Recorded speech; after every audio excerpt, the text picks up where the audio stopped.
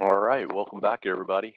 Um, we are going to transition to a guest speaker that we're very happy to have, and I'm going to let our executive director introduce the guest speaker. We look forward to hearing from her, and I know that you all are excited to be able to hear as well. Thank you. I Caroline? appreciate it. Yes. Amy Salinas has been a person that I've worked with in prior positions, and she really helped nonprofits and even government agencies learn how to develop their logic model, how to use it more efficiently, and to build up their capacity. So I'm excited for her to be engaged in this new role here. And I know y'all are going to enjoy learning more about logic models from her. Amy, why don't you go ahead and take over? Great. Thank you, Caroline. So that was a big introduction. You're excited to hear me speak. Not sure about excited is the word, but I'm looking forward to talking to you all today about logic models. I think they're very important and play a huge role in helping to focus programs and the data you collect and ultimately the evidence you build over time. So I'm a real big believer in their usage, not just as a checklist that you have to check off the box when you submit a grant application. So I'm looking forward to talking with you all today. Just to tell you a little bit more about myself, I live in Austin, Texas, so I'm not a North Carolinian, but love your state. I have been working with organizations across the country for a couple of decades now on helping them with their program designs and their logic models and how to collect good data. And again, just really love this topic. And so I hope that I will be able to impart some wisdom with you all and help you all create your logic models for this particular grant that you're working on to over the next few months. I also have a history. It feels like many moons ago, a long time ago, I worked at the Arlington Police Department in the Victims Crime Unit. So have a real passion for the work you all do, and thank you for all that you do for the people that you interact with and support. So to get started with this, I'm going to just do a little check-in because I want to get a sense of what you all do know or don't know and what questions you may have that I can make sure I try to answer in the short time I have with you all today. And so I'm going to give something a try. We'll see if it works. I'm going to put in the chat a link, and I'd love for you all to click on that link if you can. And I'd like you to respond to the two things that you will see on that page. It asks you to write one word, it could be 2 or 3, but 1 to 3 words that come to mind when you think about logic models and any questions you have about logic models, things that like you get stumped on or you don't really totally understand. And I will pull up that. This is called Padlet, if any of you all have used this before. I'm going to share my screen and see if you all are starting to add things. So just take a moment to write your thoughts. Oh, great. Thank you. You're doing a great job so far. I love this tool when you can't be in a room with people and take notes on chart paper on the wall or just poll folks. Okay, some good words here. Strategy is one that's coming up a lot. Timeline, hard to do. Yeah, I hear you. Some people have a real hard time with creating logic models. Outcomes and accountability, strategic, structure. I like that. Okay, so some of you have questions about input versus output. Start with the end. How do you track progress with logic models? These are great. Keep them coming. I'm just checking them out. Ways to get executive buy-in to implement the use of logic models department-wide. That's great. How to utilize, what are funders looking for? Okay, just taking a note. A lot about kind of the next steps in logic models and how to use them and track information on them. But definitely some things I can cover today. All right. Just seeing if anything else comes up. Is it really logical? Yeah. Depends on how your brain works, right? I think so, but I do think in an order. Some people don't.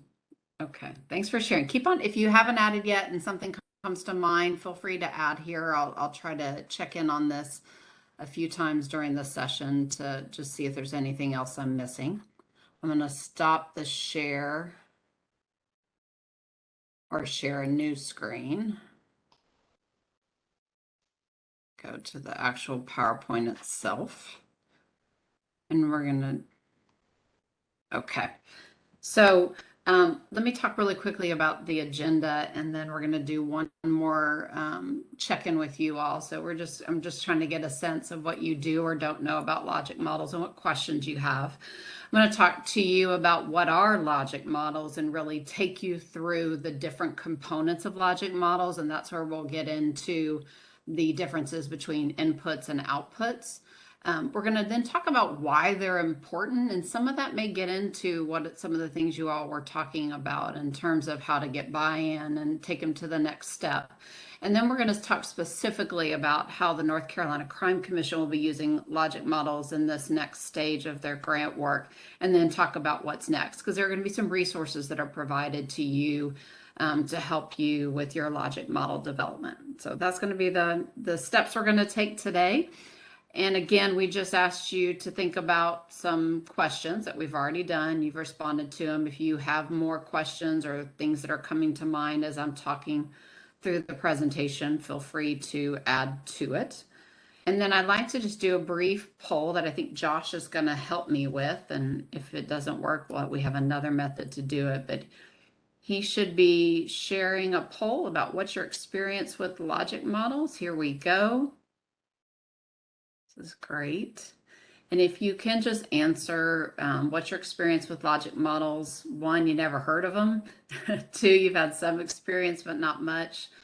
3, you're experienced, but you're not totally comfortable with them. And 4, you have lots of experience and you feel totally comfortable.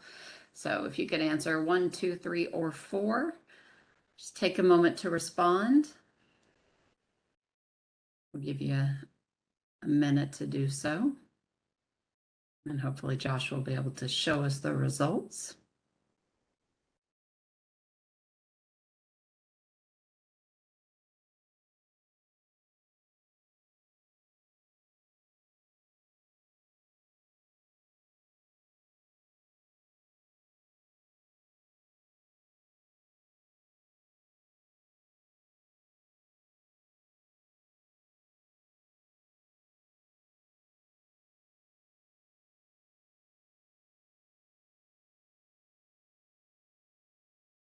All right, Josh, how are we doing with the poll? Doing good. I got about 118 that have voted. Great. Great. Whenever you're ready, you can share the results. All right.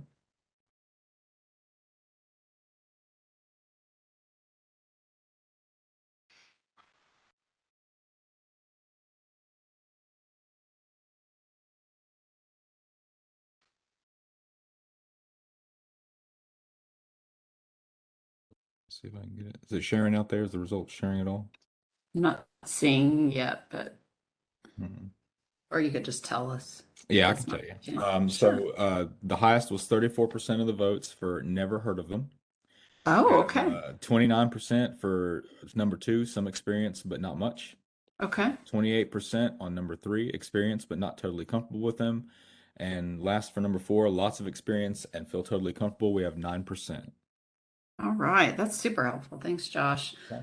So yeah, it sounds like we have a lot of folks that are very new to the logic model world. So hopefully this will help to lay a foundation for getting you more comfortable, but I'm sure it'll take some more time just to immerse yourself in them and just try them out and then learn from there. So thanks for participating in that.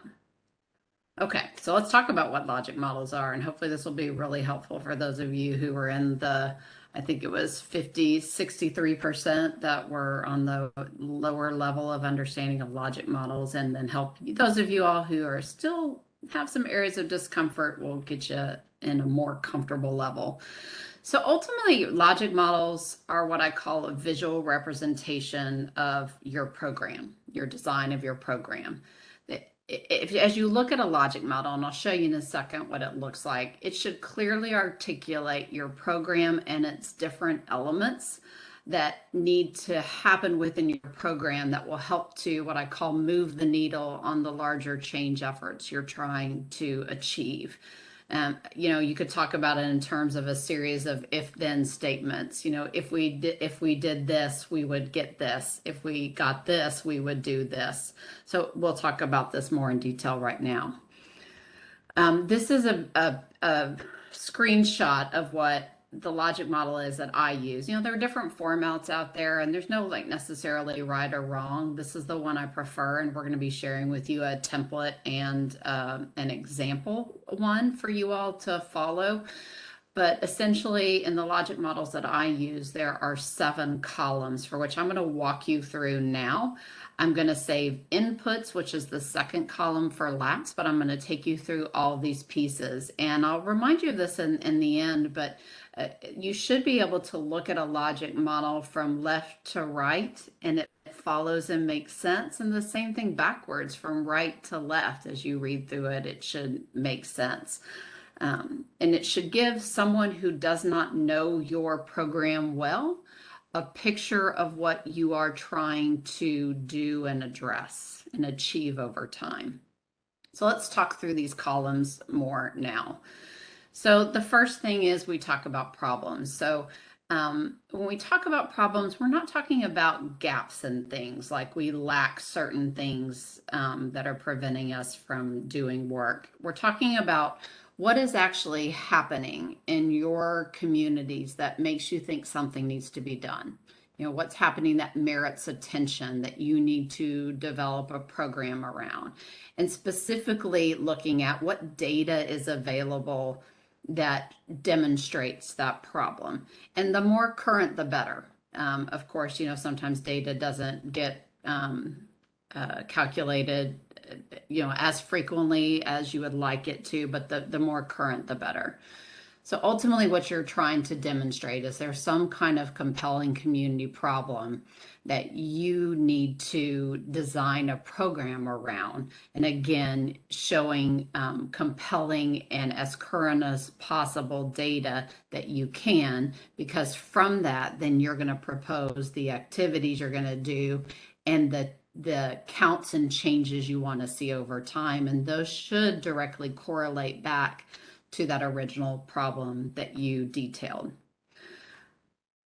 The second piece, and again, I'm skipping the inputs column and saving that for last for a specific reason. The third column is the activities column. So what specifically will you do to address the problem? You've laid it out, you've shared some data, you've painted a picture of what's going on in your community or communities. So you need to propose a set of activities that will help to address it, and a specific target population to whom you're delivering the interventions. Here's a few examples. Oh, sorry, not yet. Your activity should, again, be addressing that problem. And hopefully, if not now, but over time, your activities should have some likelihood of success. Maybe because you've done it before and you've collected some beginning data on it, or you're modeling yourself after another intervention that's had some evaluation or data collection on it and it's shown some likelihood of success.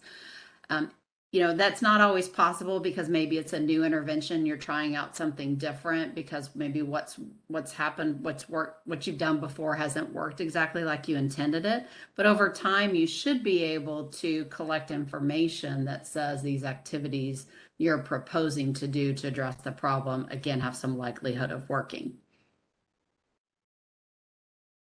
Here's some examples of activities that I'm assuming that you all might be proposing as a part of this grant program, ranging anywhere from crisis services and telephone hotlines to different education, whether it's health or financial education, referrals, shelter services. There could be a whole gamut of activities that you all be proposing. Where you can, you can simply list activities like this, and that's fine. But also where you can, if it's something that's really primary to what you're trying to do with the grant and the program, is to include as much detail as you can. And there are words that are thrown out a lot that can get kind of complicated, but like duration, intensity, and frequency. These are examples of things that you can add to your activities. Duration, if you think about it, is the total amount of time you might be doing the intervention. Maybe this intervention is going to last for 6 months or for 3 months. The intensity would be like the amount of time you do something per interaction with the individual or groups. If you're doing a class, maybe the class lasts an hour for a total of 6 months. The frequency would be how often something happens. If it happens 2 times a week or once a month. You don't always have these pieces available because some interventions don't lend themselves nicely to the details that we're talking about here. But where you can, this information is important because ultimately you not only want to see if the activities just in general are working, but the activities and the way you're doing them are working. So, is the way you're doing it in terms of amount of time, intensity, and frequency getting you the results that you need. From those activities, then you would want to consider what are a list of what we call outputs, but you can talk about them in terms of just counts. What do we hope we achieve in terms of counts? And that could be number of people served, number of group sessions delivered, number of certain projects completed. It's a simple count. We're not talking about any change that has occurred yet. We're just talking about how much did we perform? What products did we develop? So it could be, 100 people calling into the crisis hotline. It could be 50 people participating in a group education session. 3 modules developed. It's just a simple count. And these are some examples of things, and I've just talked about a couple, but again, clients served, number of clients served, number of referrals made, number of hotline calls, number of staff trained. Again, this just simple counts. I encourage you all where you can to put specific numbers. You might not always be able to do that, but where you can, try to put what you think you might be able to achieve in terms of your counts. That way you know that you have a baseline to go by when you're collecting information to see if you were guessing too under or you were way over in your count. It gives you a ballpark by which you can collect data and learn from. After you look at the counts, then your goal is to outline what we call a series of outcomes. And these are all, there's 3 different types of outcomes that I use in logic models, each of which denotes a different type of change. You see short, medium, and long, and you oftentimes think of it in terms of a time frame, but instead it is about a particular type of change. Now, granted, it is probably likely that the short term happens first, the medium term happens second, and the long term happens later. But it doesn't necessarily denote this has to happen first before this. So short term outcomes are changes in knowledge, skills, or attitudes. And I'm going to give you some examples in a moment.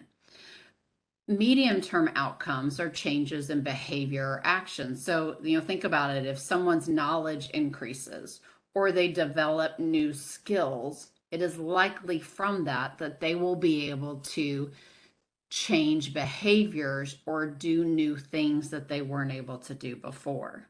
From that, you might have more longer-term outcomes you're hoping to see happen, which are more changes in condition or status in life.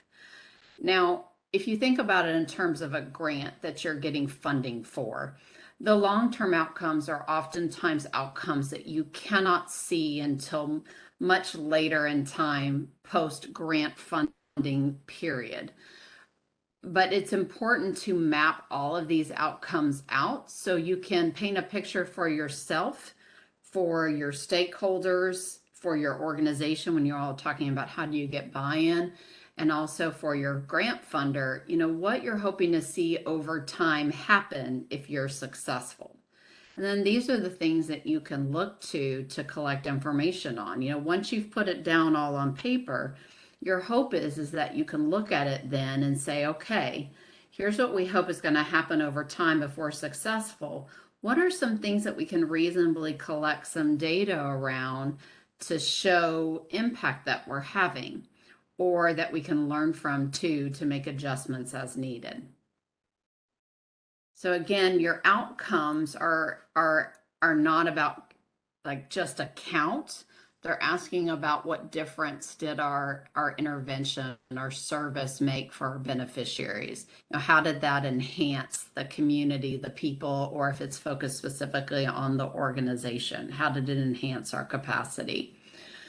And here's a few examples of different types of outcomes you might be thinking about for your particular program. And this is just a real diverse range. And again, we're going to be providing you with a sample logic model that demonstrates how this would be laid out. But again, like here you can see the short-term outcomes are focused on that increase in knowledge or skills or attitude. Maybe people are self-reporting that they have a greater understanding of their rights or legal services, or a greater feeling of sense of safety. So it could be a variety of things that are on that list. And then your medium-term outcomes, again, as a reminder, are those behaviors or actions that you're seeing as a result of that increased knowledge, skills, or attitude. So it could be that you're hoping to see a decrease in risk-taking behaviors, or people accessing help and resources as needed, or maybe they're taking a step to secure some safe housing, or actively participating in longer-term support services. So those are actually actions or behaviors that people are taking as a result of that new knowledge, skills, or attitudes.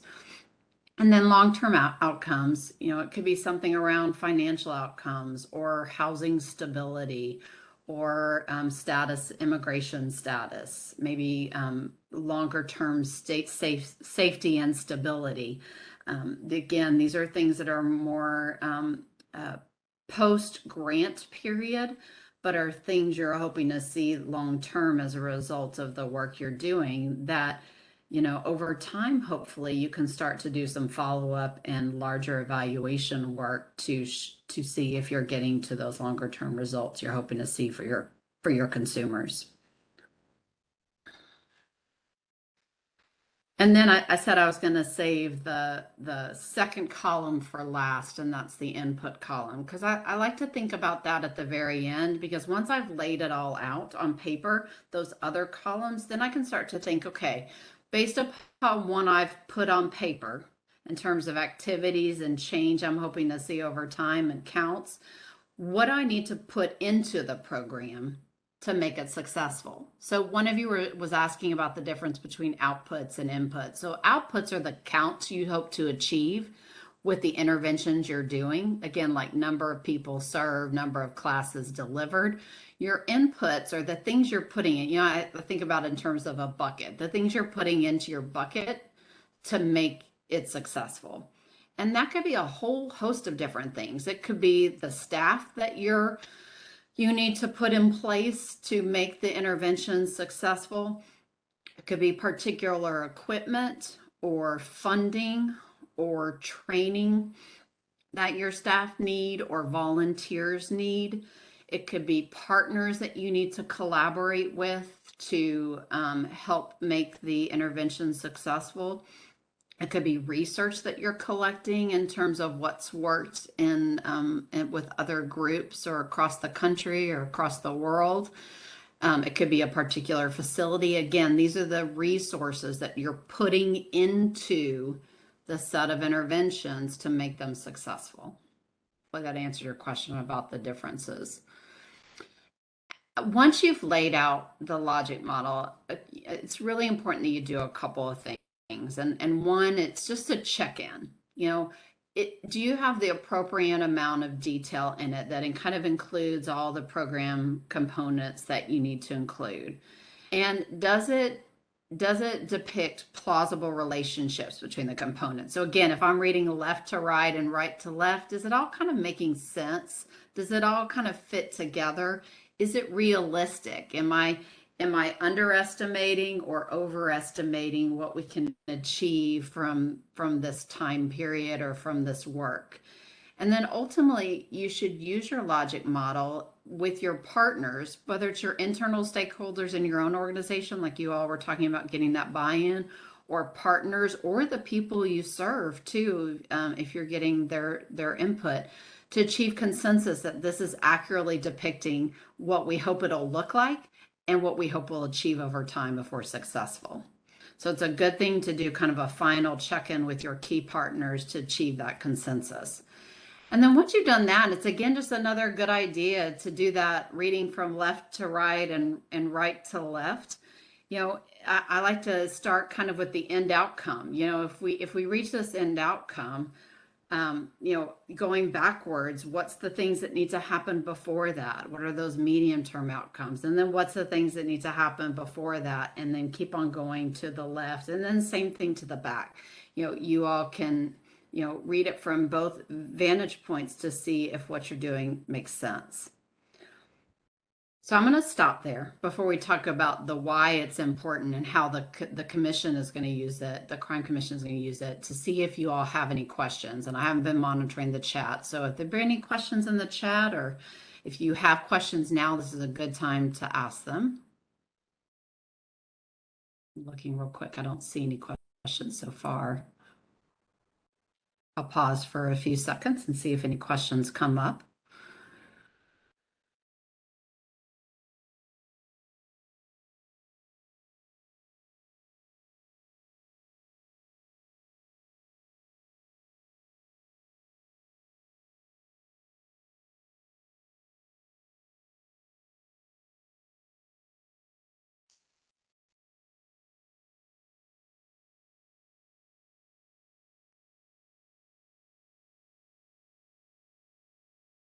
Okay, I am going to actually, I meant to pull this up and I'm sorry I didn't. I want to share with you the what you're going to be seeing afterwards. If you haven't seen it already, you'll see that we have a sample logic model for you all that you can use just as a guide. I'm not saying it's in a perfect format, but it can give you a sense of some of the things you should be thinking about.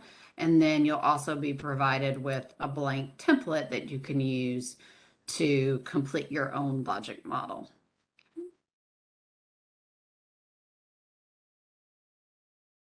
Go back to the PowerPoint presentation. Hold on.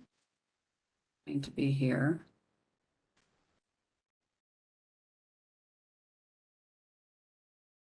And then, oh, good question. So I'm seeing some questions. Hold on. I'm going to go back to the beginning. What are ways to get executive buy-in to implement the use of logic models department-wide?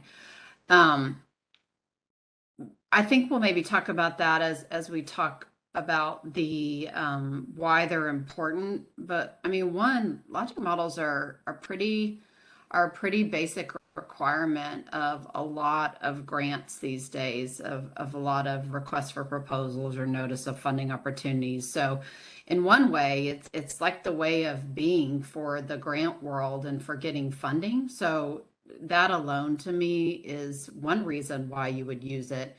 But also too, it is really seen as the foundation of data collection and building your evidence of your intervention. It helps you to tell the story of what you're trying to do, and it helps you to decide what you should collect information on to tell the story of your program impact. So those things alone to me are super important. I think people tend to see logic models as just a requirement of a grant, and they turn it in and then it goes on a shelf and sits there, and they don't look at it again until the next grant is due. But if you use it right, you can use it as a way to get buy-in from people about what you're trying to do, that consensus. And then also it gives you a visual picture to look at and say, okay, if we're doing this, what should we start collecting information on to see if we're successful? And I think it's just a constant education and trying it out. And I think if people find success with it over time, they really do buy into it. And then I know the slides are going to be available. I don't know where, so maybe someone from the commission can chime in on that in the chat or verbally. And there's a great question here in terms of are all outcomes measurable? I take a viewpoint, well, yes, ultimately all outcomes should be measurable in some way. You may not, though, choose to collect information on those outcomes depending upon the time period and what you're wanting to learn at the time. Ultimately, I think the logic model should be of that visual picture of what you want to be doing, and over time what you will see in terms of success if everything's working like it's supposed to. You won't necessarily collect information on all the outcomes and the outputs you collect, and again, it may depend upon what you're trying to learn from and share the story of at that time and point. But it is a good idea to paint that picture overall so you can see what you're striving to do and meet. And then every year you can look at your logic model and say, okay, this year we really want to collect information on these points to see if we're having an impact on that. And maybe the next year you do something different so that you can assess the different points at different points in time. But ultimately, they should be something that at some point you can collect information on. Great, I'm glad you're finding this useful. Yeah, and so hopefully I answered the question about the types of measures in terms of the outcomes. So yes, we're not just looking about numbers served. Numbers served are really important. It's a really good thing to be able to collect those counts. But ultimately, over time, your goal is to what I call build evidence. So over time, you hope you can collect information on the outcomes you're having, because that's where it's about the impact. That's where you can tell your greater story. Those counts are super important because those numbers, are good to tell the story too. But ultimately, the change you're having with the people or communities or organizations you're working with are what is very important in terms of telling your story and learning from it too, which we'll talk about in a second. Okay, great. It's going to be on the website. Yeah. So, and the last question I see is just the challenge with follow-up when you have people that may be more mobile or are hard to contact, and that definitely is a reality of many of your world. So there are some really creative ways. We're not getting into that today. We're really just talking about the nuts and bolts of logic model, but there are some really creative ways that people collect information at point in time of intervention or to get more follow-up later on. So maybe at some point that can be something as a follow-up. Great. I love your questions. Thanks so much for asking them and putting them out to the group. So let's talk about why logic models are important. And they go to some of the things we were just talking about, actually.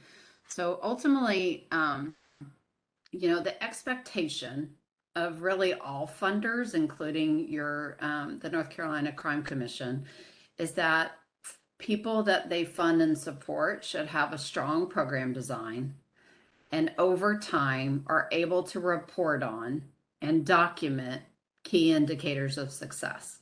And that is both on those counts we just talked about and the outcomes, those changes. And over time, the hope is that the logic model lays a strong foundation for the evidence building you do, that you can over time collect information that's telling you you're likely having some success. I call it the evidence legs of the stool. You look at your logic model and you say, okay, I can collect some information on this, this, and this. you're building the legs of your evidence stool. If you can show that you're having a positive impact on 3 indicators, 3 outcomes, that's saying your program is likely having some success. So that, that logic model is the foundation for that. If you don't lay that foundation, you really are just not going down an organized path. You may just be randomly collecting pieces of information to share whatever you can share, but you're not really looking at it in terms of a larger framework of what you're trying to do and achieve. And ultimately, over time, you should be able to build evidence from your logic model to show that what you've proposed in the way you've proposed it, that's why I was talking about the importance of where you can putting that duration, frequency, intensity piece. So, because over time, you should be able to show that what you've proposed and the way you proposed it is resulting in what you propose in terms of counts and outcomes. And if it's not, which can always be something that we learn from our data collection, what do you need to do differently to adjust so that you are able to achieve those counts and outcomes? Because sometimes the data collection process results in some learning that's not what we intended. And from that's also equally important, because it's saying, what we're doing and the way we're doing it isn't exactly getting us the result we need. So what do we need to do differently to change that? And if you don't have that written out on paper or whatever it is you have it the way you have it stored, you aren't able to have that kind of a reflection and look at. And ultimately, the information you collect should help you answer a series of questions. Ultimately, your logic model should be based on evidence you collect. So how did you determine what your organization is going to focus on? What demonstrates that the path you're taking is going to lead to that success and change? And it goes back to what I was just talking about. What's worked successfully that needs to continue, and where have existing interventions fallen short? Are there modifications that need to be made for greater impact? That's equally as important. And several other questions. And ultimately, I think the goal of all of this, and logic models again are at the foundation of this, is that each of you do, first of all, you do really important work. The issues you're addressing are critical to people's livelihood, their health, their well-being. And if you're not regularly collecting information that's based on a well thought out, laid out logic model, then I think you could be doing a disservice to the people that you're serving. So having that well thought out logic model that lets you look at what you can regularly collect some information on will help you to tell your story better, to show that positive changes are happening, because indeed they are happening in all of your organizations. It helps you improve the quality of service that you're providing, and ultimately data collection and logic models should be focused on continuously learning so that we're developing practices that help move our organizations toward greater effectiveness. That's all of our goals. I know that's the goal that each of you has, because the work you do is so important. So let's talk now about how North Carolina Crime Commission will use the logic models. And we're going to talk about this briefly. So they're still having conversations about how all this is going to be integrated, but ultimately it will help in a few different ways. One, it's going to feed into site visits. So as they do site visits, they're really going to use your logic models as a tool to ask questions, to explore successes you've had, and also talk about the challenges you've encountered that maybe you need some more support in, which will help to ultimately guide technical assistance. If they see that a lot of people are doing a certain type of activity, they might gear more training and technical assistance to that activity. Or if they're learning over time and the data you're collecting that a certain area has been a struggle, they might guide more technical assistance there. And ultimately, they're giving you a framework to support better program planning and to also lay a foundation for reporting, because you all will then be asked to report on some of the data that you've outlined in your logic model. And then ultimately you can share that with beyond this funder, you can share it with all your stakeholders. And then again, it's just a tool for learning to assess what's working and is not. And just as a reminder, overall expectations is that you have a strong program design, and that begins with that logic model, that you're able to report good data on your counts and your changes, your outputs and your outcomes, and that you use it as a tool, not only for data collection, but ongoing learning and program design adjustments. And then the logic model should be a foundation for what you collect information on to better tell your impact story. And I always like to interject a little humor, so you have a little comic strip there. And this really goes, the comic strip really goes to, you can't really know if you've been successful if you haven't laid out a plan for what you hope to see. So that really helps you to see what you're hoping to achieve. You collect information on it. If you nailed it, great, you keep on going. If you don't, you adjust and see what you need to do differently. But you can't just say you nailed it if you don't have a plan to collect information on it. So I want to wrap up this time before we just talk about next steps to see if there are any more questions that appeared in this last round. I know there's some questions about will logic models be required? I don't know if you all, the Crime Commission, wants to talk about that. Great, I'm glad this is helpful. Hey, this is Caroline. I'll just say Yeah. that there is a group of folks who are gonna try this out, and those folks already know who they are. So if you haven't been talked to, then you're not one of the ones that's required this year. Yeah.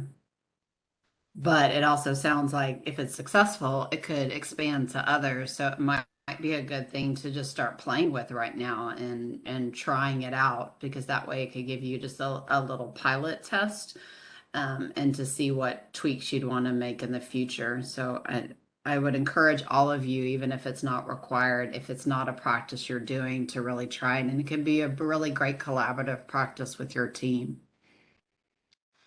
So in terms of next steps, just a final few things, and I know a lot of details are going to be coming out, but again, we're going to provide you all with that sample logic model and that blank logic model template. And again, even if you're not required to do it, you can still use it and try it out. There will be some logic model office hours and small group support and one-on-one reviews that will be provided in November and December of this year, as you are starting to work on your logic models, for those of you who are going to be required to do it.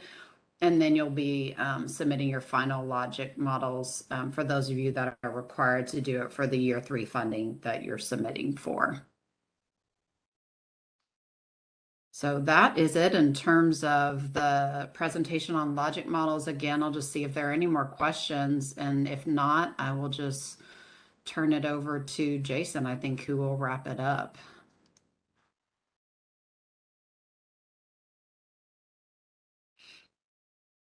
Give a minute for the chat in case anybody wants to put any last minute questions. Great. Thanks, Pam. I love the quote. If it's not a plan, if no one knows it's the plan, that says it all right there. I appreciate that last thought.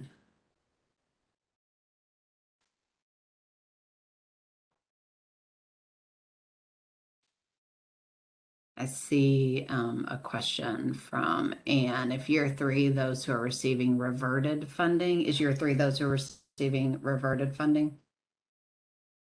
That's correct. Yes. Okay. Great. Thanks for answering that.